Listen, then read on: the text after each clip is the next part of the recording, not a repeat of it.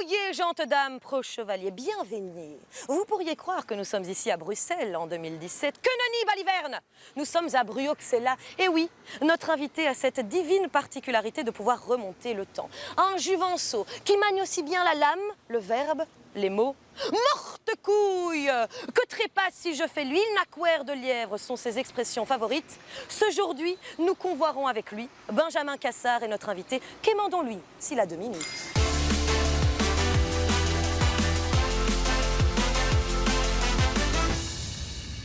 Bon, Benjamin, toi, tu fais 2 choses, de la reconstitution et de l'escrime médiévale. Explique-nous un petit peu.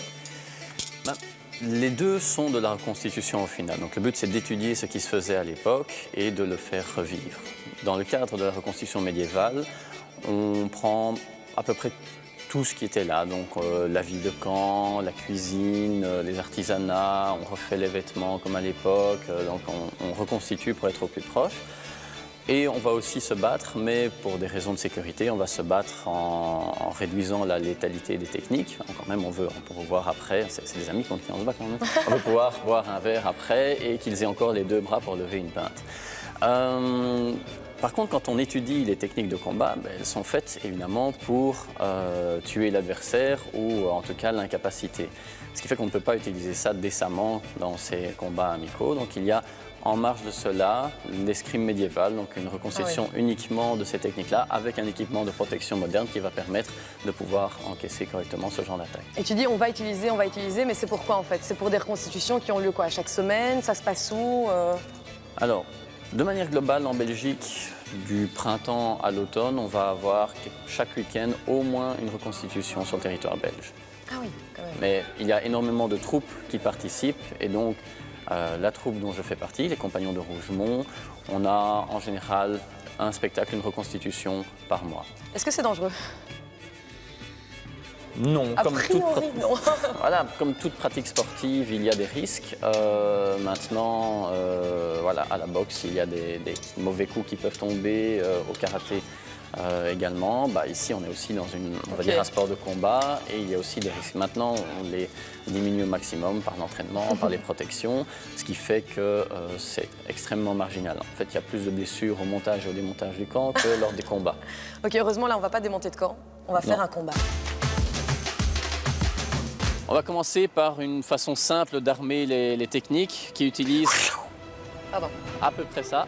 On va faire des grands arcs secs pour un peu démarrer les mouvements en utilisant de la gravité. Il faut être relax. Je ne vais pas mettre de la force dans mon épée. Je vais simplement, comme si je relâchais les muscles, elle va tomber, elle va partir derrière. Et à partir de ce moment-là, je vais la suivre et aller vers l'avant avec elle. Oh là, je l'ai bien fait là. Hein. Oui, avec un pas en avant. Parce que pour l'instant, on a un ennemi qui est hors de distance. On préfère les garder loin. Voilà. Oh, c'était bien là. Pas mal. Et sans lâcher en cours de route. Encore une fois.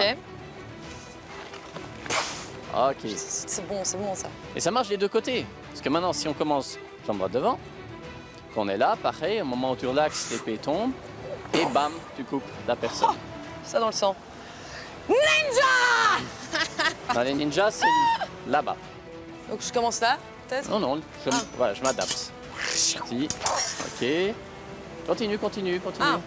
Donc on était là. Maintenant tu continues, tu laisses tomber la lame. Voilà, encore une fois. Ok.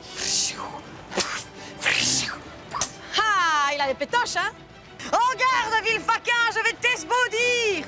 Ya! Prenez garde! Mais moi j'ai pas envie de te toucher. Et je suis protégé pour ça, fais-toi plaisir. Oui, mais j'ai peur que tu me touches. Non, je suis en mode purement défensif, je suis poli. Ah! Oh! Ah, voilà! J'ai eu! Oh, ça c'était bon ça. Ok. Oh, franchement, ça fait peur, hein? Attaque le monsieur, pas l'épée. Mais non, mais j'ai peur de ton épée.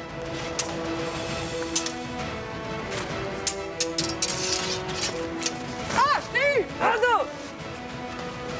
Une attaque dans le dos, comme c'est vil. On n'a pas dit que Dame Catherine était gentille, hein? J'ai cru remarquer.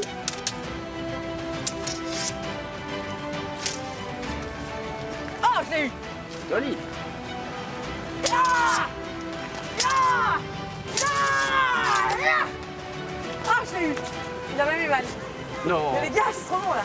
Et du théâtre aussi un peu. Et hop. Voilà. On a réussi. Bon, Benjamin, c'était une très belle expérience. Mais comment tu as découvert l'escrime? Parce que c'est quand même très particulier. Hein. Une longue histoire, mais pour essayer de faire court, j'ai toujours été fan des armes blanches. Ça m'a toujours séduit depuis tout petit.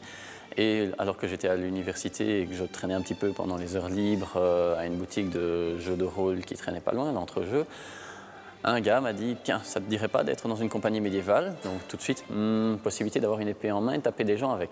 Oui. Ah, c'est ça, il faut être un peu fou en fait pour faire de l'escrime. Je pense qu'on a un dénominateur commun par là-bas, oui. Et en creusant, en allant dans des vrais bouquins d'histoire et pas le tout public qui présente le vilain seigneur, les pauvres serfs et toutes ces choses-là, on découvre un monde très riche, très intéressant, très proche du nôtre finalement, différent mais similaire. Chaque année, j'en découvre de nouvelles choses et j'adore. T'as un exemple en tête? Alors, plusieurs, mais parlons par exemple de la propreté. On imagine le Moyen-Âge comme étant des gens sales, malades et autres, mais ils avaient de la médecine. On a retrouvé énormément de traités de médecine. D'ailleurs, très simplement, la population a réussi à croître pendant la durée du Moyen-Âge pour amener jusqu'à maintenant. S'ils étaient tous malades tout le temps, on ne serait plus là. Et au niveau de la propreté, c'était un sujet important qu'on retrouve dans les conseils de la vie quotidienne. Revenons 2 minutes sur le sport, vu que c'est quand même ça qu'on a expérimenté. Oui. C'est vraiment un sport, donc par exemple les entraînements, je sais pas, vous avez d'abord un échauffement, il faut un peu se muscler et tout, ou c'est vraiment un peu plus ludique que ça? J'essaie de combiner les deux parce que l'aspect ludique permet aux gens de revenir, d'aimer ce qu'ils font. J'imagine qu'il faut quand même un minimum se muscler parce que c'est pas tout léger quoi. Celle-là, c'est 1,3 kg, celle-ci, c'est 1,5 kg. Donc, si on est capable de se une bouteille d'eau, ça va. Mais c'est vrai que de l'avoir à bout de bras et de l'utiliser, les muscles vont se faire à force. Se dire au revoir comme au Moyen-Âge, comment on fait ça? Mettons, entrechoquons les épées. Ok. Au revoir, madame. On peut faire quand même un truc comme ça. Voilà, je suis contente.